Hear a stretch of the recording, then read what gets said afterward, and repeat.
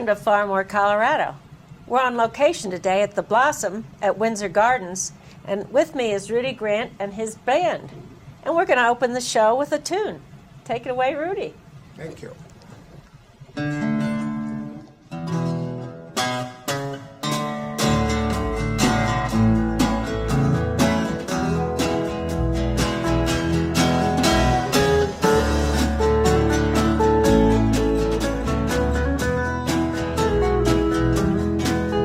It's Saturday night, and so is waiting for you.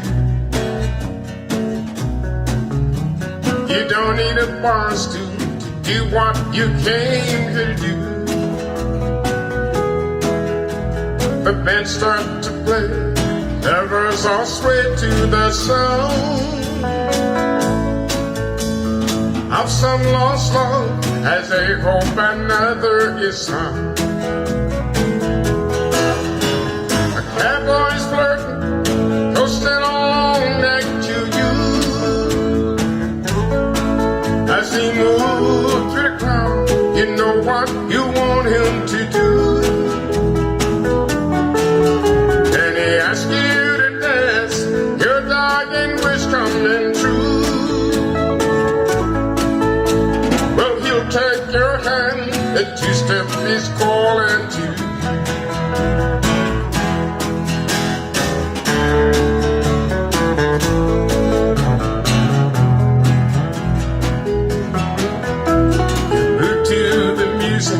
Wonder how this night will end. He hold you close, whisper sweet nothings, and then your heart start to pound as you hear those twin fiddles cry. You're dancing the night away under a soft neon light.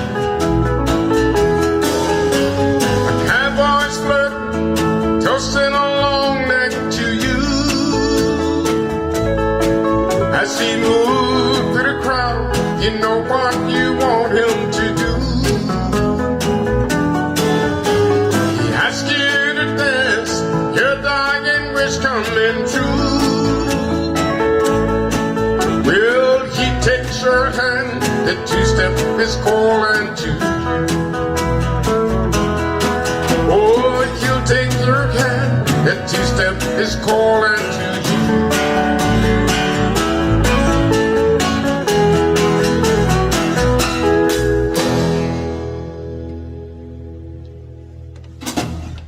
Rudy, thank you so much for that beautiful music. And just to remind you folks again and give Rudy a plug, this is Rudy Grant, who's a very well-known Denver-based musician who travels also around the world, or parts of around the world. Mm-hmm. Mm-hmm. How long have you been in Denver? I've been in Denver since 1954. Wow. And have lived here and completed schooling, got into music here, and it's been a good base for me. Great. And you're self-taught? Yes, I am. I was born in a kind of a musical family and just took an interest in it, and everything I do is just kind of off the top of the head. All right. You might say. Well rehearsed at this point. Rudy, so you've established more than one band. Can we talk a little bit about, your first band or your second band, or which band do you want to talk about? Well, let's go back to the beginning. I remember a gentleman who was in the military, and I was working in the military optical laboratory at that time. Was transferred from Germany back to Fitzsimmons, and his name was Mort Brown, and he played banjo. One Christmas party, he brought his banjo in to do a little entertaining, and so I says, I have an old Yamaha at the house. Mind if I go get it and join you? And I did. Went home, got the old Yamaha, and it was this banjo and my old Yamaha at the Christmas party. And the first song I remember doing was Conway Twitty 15 years ago. Wow. And Mort then had made connection with an organization called the Colorado Country Music Foundation. and it was officiated by President Gladys Hart. And he said, well, let me take you down and introduce you to a good friend of mine. A Sunday night, he took me down to the open stage jam session, and he introduced me to Gladys Hart. And I went up and sang my couple of songs, and then 3 weeks later, a group of musicians and I got together, and that was my first band. Wow. And I never really been around bars before that much, and so 3 weeks later, I found myself entertaining in one. So that's how we got started. That can be a hard group to entertain, too. Well, back in those days, I mean, you were so excited about it, there was no hardship. So, and you've been doing it ever since. Well, yeah, we the musical family is wide and well known, and you might work with Jim Otis today, and Jim Otis worked with John Brown tomorrow, and back in those days, we just kind of went all over the place with each other. Sure. You got, so, but it was always under your band name, you see. So. Well, and there's an awful lot of really good music here in Denver. Oh, absolutely. Absolutely. Talk a little bit about some of the clubs and, well, talk about what you do. You play at Windsor Gardens on the first Friday of... I played the Blossom the first Friday of every month. We're a regular band at the White Fence Farm. We play there two times a month, and we've been doing that now for 7 years. We are the regular band at Lapita's. Now, we've been doing that show for 12 years, and we created that show with just a flat-top guitar for 1 week, and then it was so full after the first week, we went to a 4-piece band, and for 12 years, it's been a 4-piece band dinner show. The only one of its kind this side of Nashville. Wow. Where every Friday, people gather, and they listen and enjoy country music while sitting there enjoying a wonderful meal, and it's a beautiful country music social dining place to be. All right. And we entertain the people. Yeah. Well, and of course, going back before your time and mine, thank heavens, Denver had a strong musical area down in the Five Points area, and the Rosarian Hotel, I hear, had some wonderful musicians come in town and play there. Mm-hmm. I guess that was, maybe you don't have memories of that, but I hope you've heard about it. I do. I remember seeing B.B. King coming through in a station wagon. There you go. Cadillac station wagon. And so we got to see all those doo-wop groups come through there at the Roxonian. Yes. Actually, back in those days, doo-wop was pretty well known. Your next door neighbor could be a doo-wopper, so people were doing that stuff. I got to meet a lot of those people. James Brown. Yeah. Of course, country western just keeps getting more and more popular. Yes, country, as an old pro said, and it come with 20, country music's something you grow up to. Oh, okay. Yeah, you start off and you veer off into something wild and crazy, and then after you settle down, you go back, wait a minute, let's go back to country. That's where the realism is. That's the real life stuff. Yeah. Well, and so many of the tunes are from the heart. They're soulful and about pain and loss and. Oh yes. One of my favorite country tunes, speaking of hard stuff, was written by Hank Williams called "Tonight Mansion on the Hill." Yeah, and it's, Hank had that kind of life where, my God, he lived it, he wrote about it, and he sang it. So, and there was not a true writer in the history of writing music that I know of who has written as many lived songs as Hank has. Yeah. Well, and of course, not only do you play the guitar, but you have a beautiful voice. I mean, you're twice blessed. Well, thank you. I've heard some people call it some other things. We won't talk about them, though. Okay. Now, then you established a trip to England, several years running, and I hear you're hoping to go again this summer for a week or 10 days. Yes. I used to play at festivals, and there was a gentleman here from England who promoted country music in England, and he would come over to Nebraska at the Nebraska Festival, and he would take bands back that could go back, and it was about 3 or 4 years before I could go back to England, could go to England. And when I did, Pete invited me over, took me around all the country music scene, and that was about 202. And from 202 through 205, we had a regular tour set up in England, in Scotland, and Ireland. Matter of fact, we're the first country band to ever play Faro, Portugal. Oh, my. All right. We went over there and totally contaminated the place. Now they got 3 country bars. All right. And it's all your fault. Well, we like to think we made some contribution. Maybe some wives that would like to find us and kind of quieten us a bit. But anyway, I understand it's going really well in Faro, Portugal. Good. So come May 6th, we're going to head back to England for the first time in 2 or 3 years. And we're going to do Birmingham, England, going to Gloucester, England, Swindon, and some of those places there. All right. Matter of fact, we were in Gloucester, England, down on King's Square. Yeah. During midday, but the shows didn't start until in evenings, and there was this guy. When I turned the corner, he was by this hardware store. He had the most elaborate setup you've ever seen. Nice soft seats, sitting on top of a big monster speaker. The microphone would come up like this and quick up to his mouth, and guitar across his lap. And he was sitting there singing some of the saddest songs you ever heard in your life. And I stood and watched him, and I says, oh, that's an interesting thing. But nobody was putting money in their little kitty. So I said, sir, you mind if I might play a couple of tunes? He looked up at me and says, well, you can't do any worse than I'm doing.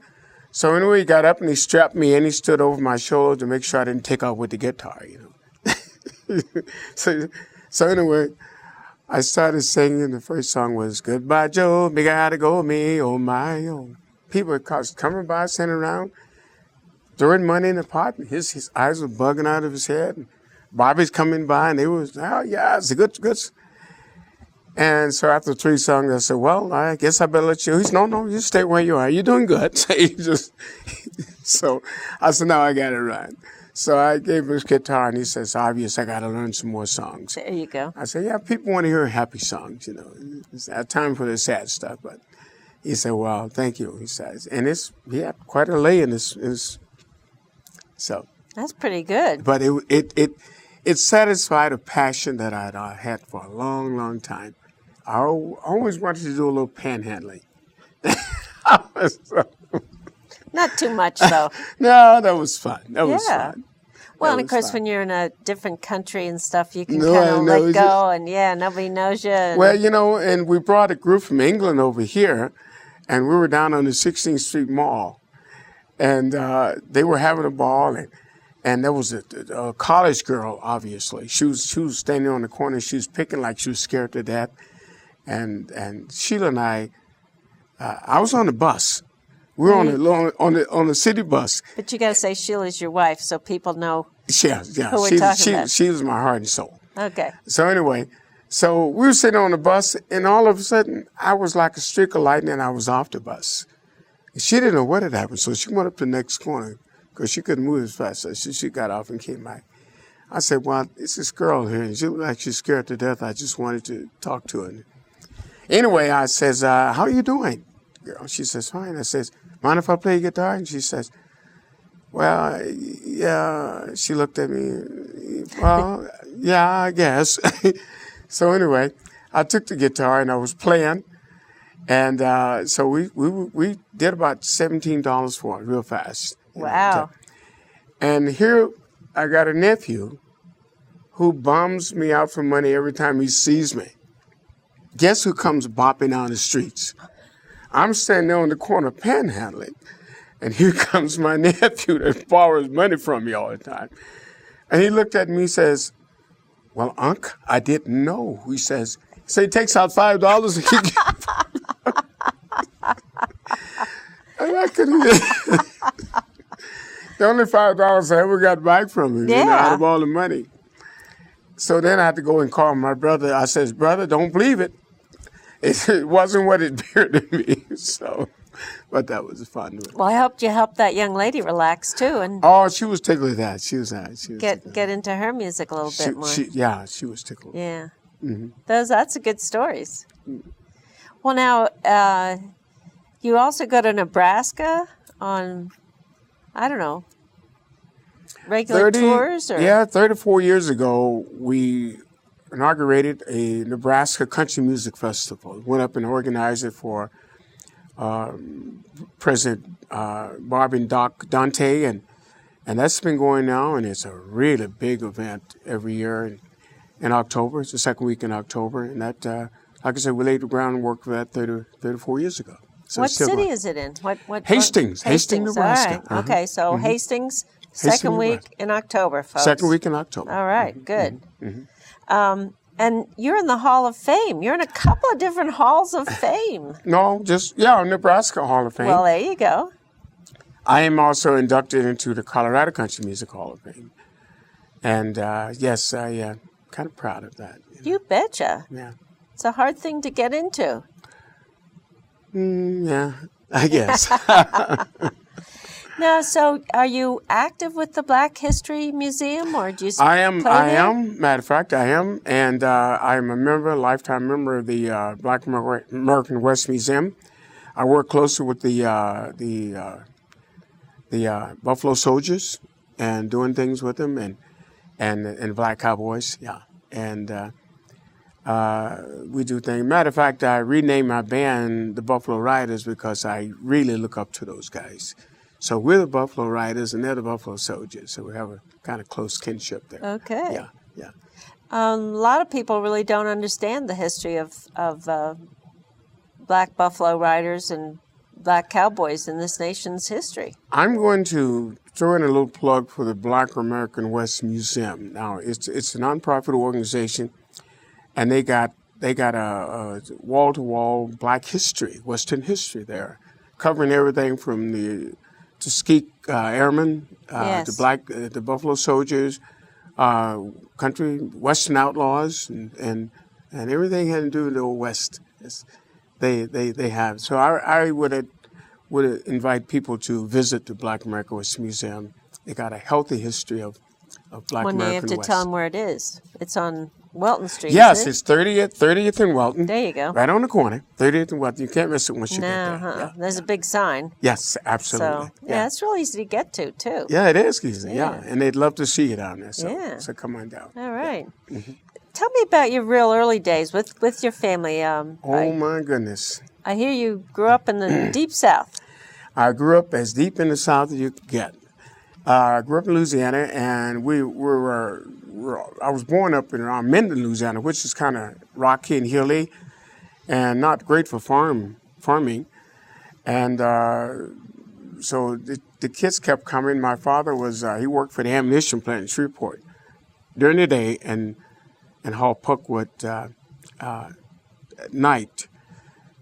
So the kids just coming, and the family kind of outgrew the paycheck. So we relocated to a place called Benita, Louisiana, surrounded by another little town called Marucha, Louisiana, right on the doorstep of Bastrop, which was a city in that area.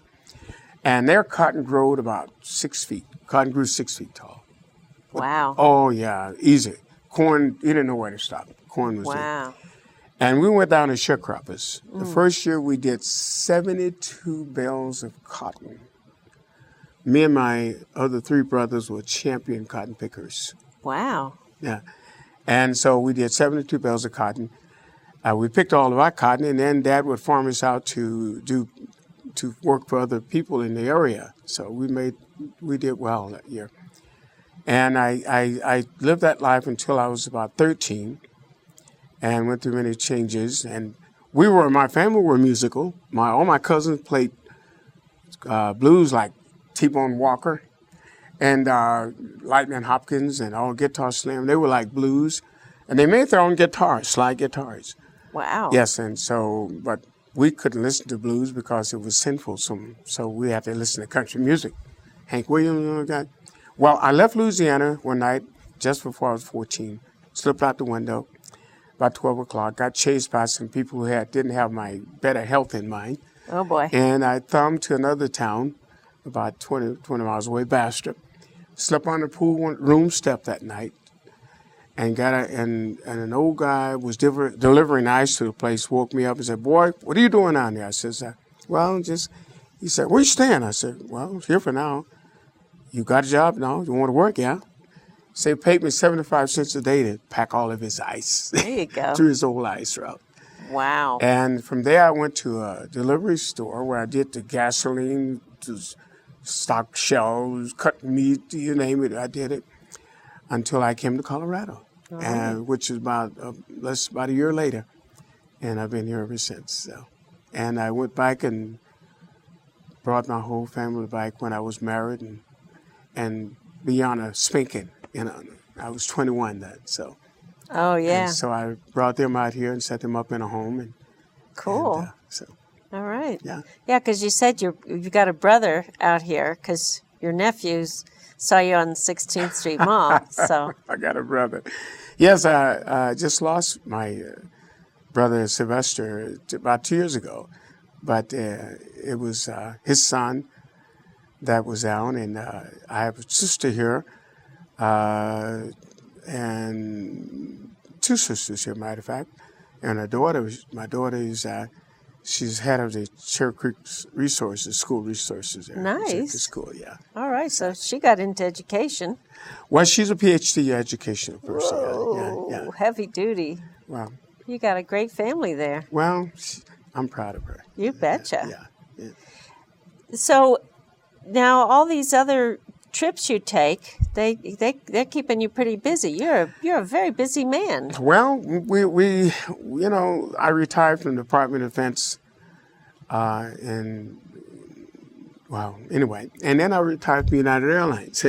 Oh yeah. So that's enough of the work stuff, So it's music now. Music is my life. All right. And Sheila and I, we enjoy just kind of giving, we give so much musically, and we help people, and we just kind of, if we can do something, we'll do it. All right. And she's my right-hand buddy, she's there. She keeps everything going for you. We go to Branson, we go to Nashville, we go to Texas, we go wherever. Wow. And we're down to induct Mickey Gill into the Hall of Fame about 2 years ago. We inducted the Presser family into the Colorado Country Music Hall of Fame. They're in Branson. All right. Yeah, they're really family. So we enjoy traveling. Branson must be a lot of fun. I my God, there. We're going to be down there. When it was we're supposed to be there this month, or is it April? This is April already. May. Last of April. Mickey Gill will be back, and we're going to go down and visit him and do some jamming down there. All right. Yeah. I was kind of joking that this is not April 1st, because otherwise maybe we would be telling all big lies here. So we enjoy country music is our life right now. We enjoy doing it and entertaining people. But what we enjoy most of all is going to nursing home and living care centers and entertaining those people who can't get out and hear good country music. And that's really important for folks to have something to look forward to. We're going to finish out this half-hour show with another. You guys are going to play another tune for us, and I want to thank you in advance of that for being on the show and for the beautiful music. Well, thank you for having us. We really, really do appreciate it. We're going to close the show with another song from Rudy Grant. Thank you. As we like to do this song for you, it's a remake of Jim Reeves' "Yonder Comes a Sucker." And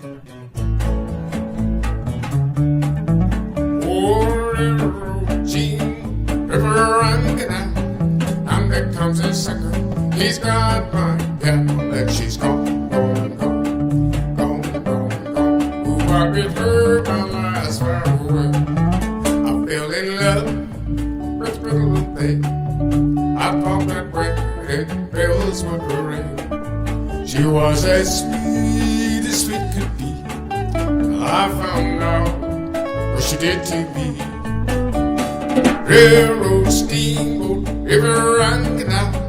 And there comes a sucker, he's got mine, yeah, but she's gone, gone, gone, gone, gone, gone. And I bid her my last farewell, oh, Joe.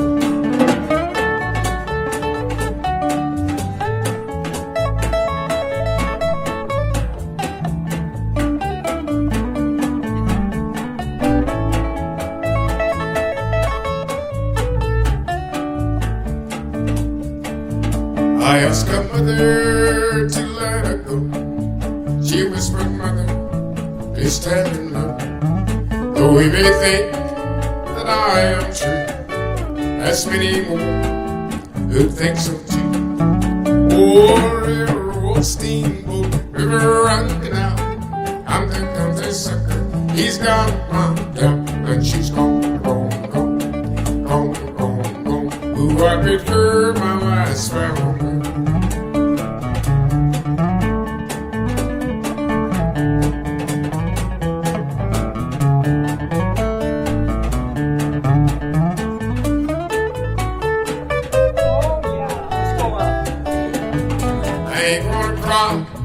My life, some other sucker he'll have to pay. And when he finds that she is gone, I know I'll hear him sing this song. Oh, railroad, steamboat, river and canal. And there comes a sucker, he's got my gal, and she's gone, gone, gone, gone, gone, gone. Oh, I betrayed my last time. I betrayed my last farewell. Yes, I betrayed my last farewell.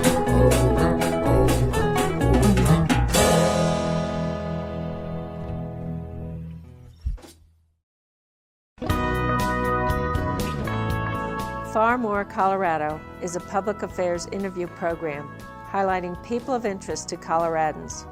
The program has guests from our state government, and we also feature a wide variety of other guests who are making a difference here in Colorado.